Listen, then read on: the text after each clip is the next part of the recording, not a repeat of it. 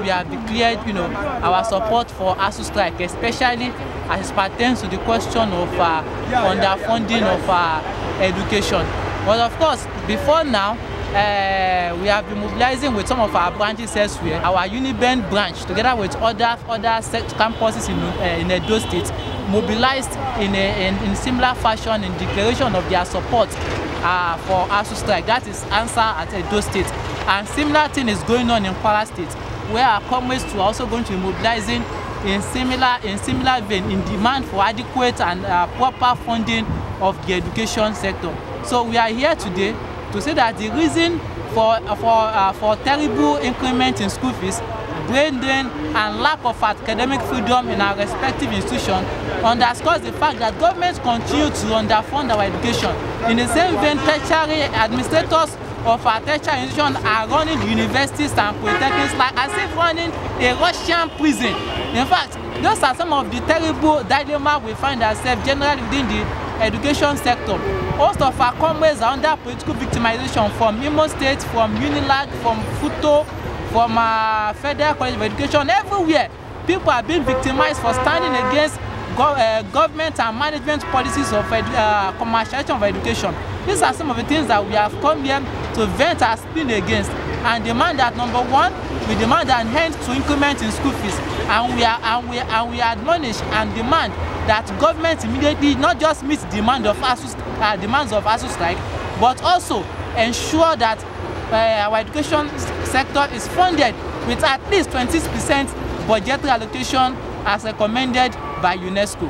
Well, in Imo State, for instance, I will say that the education sector there has collapsed. The fault is coming from the fault is coming from both the parents and the government. In Imo State University, for an instance, before you can score A or B in the exam, either you pay a huge sum of 10,000 naira or 15,000 naira, or the ladies, the lecturers will give you hotel names and hotel rooms for you to come and sleep with them before you can score an A or a B in the exam. The education sector, which is supposed to be the breeding ground for leaders, has turned to what I don't know. In the universities, we have people that will succeed from the present leaders. We have future CEOs, we have future managers, we have future ministers of health, we have future ministers. But what is happening in the campuses in Imo is a failure. So I'm calling on the government once more to increase the budgetary allocation to the universities. In my own school, which is the Federal University of Technology, I don't know what to say about that one. The institution, there is no union. The vice chancellor is a VC and also the SUG president. He takes the decision for the school, for the members of the Senate. He only takes the decision for the students. So there is no unionism in the Federal University of Technology. There is no unionism in the Avanikoku Federal College of Education or Owerri. There is unionism in the Imo State University, but the unions are not working. So the government and the parents should help to restore the education system in Nigeria. The school management of every tertiary institution now see unionism as well, the threat, rather as an importance to the running of what tertiary institution. It is no doubt in every tertiary institution now that the victimization of what students is directly coming from the management, as they always want to oppress the students. They are always ready to oppress the student union government executive. Once student union leaders move into any process, the next line of action for the management or the school governing council or the school senate is to take action by expulsion or rusticating the students. My dear Nigerians, freedom is not given for free. You have to fight for freedom. These old people that are there running the management level, they will be there. They knew that what they are proposing for the student or the type of skills and every other thing, they knew it is wrong, but they are expecting those set of people that stand up against them.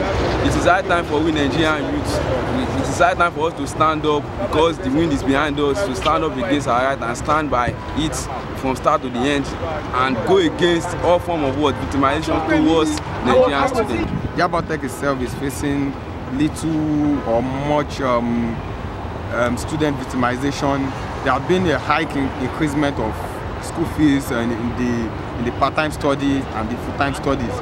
these are and some students that have tried to engage school management, engage them to try to reduce the school fees and so on, and determine some of them been asked to face the panel and so on and so forth. So we would like to tell the government that a nation cannot be greater than its educational level. So we have to tell the government that you have to fund if you want this country to move forward, if you want this country to be productive, if you want the youth to be productive, you have to really fund the educational sector, because knowledge is power. As a bona fide citizen of this country, I am highly disappointed in the President Muhammadu Buhari-led administration. It shows how unserious, it shows the level of irresponsibility on their part. I could remember vividly when Nelson Mandela was quoted as saying that the level of education in the nation, a nation cannot rise above our level of education. As of today, in fact, it is very crystal clear, like the biblical teke menu are passing, that the role of education in the society is a sine qua non. In fact, it cannot be overemphasized. But though it pains me, it gives me maniacal bewilderment and puts me in a state of cynicism that the Nigerian government as of today, they do take education with levity. And education, they say, is the only way to pivot development. But in Nigeria, it is a turnaround. That they've not turned education into a private sector where ventures and has not taken over experiments, sciences, and all of that. Now it will surprise you that victimization has been going around institutions in Nigeria, be it Ogun State, be it Lagos State, be it Asuu State. Now it's very sudden that our educational sector has gone beneath that. Even Asuu themselves are coming out to lead a strike. Now what is education all about here? Education is the only way to pivot the economy. It is high time we come out to ask questions. I wouldn't want to criticize any government here, but we want us to say we need to ask questions. It is said that freedom is not given. Freedom is not given freely by the oppressed, but it is demanded by the oppressed. I won't be surprised in the next few years whereby education will not become a normal thing that everybody, it will not be a criteria for us to be successful, it will not be a criteria for our careers. People will not even bother about education again because they felt you need to have something at hand.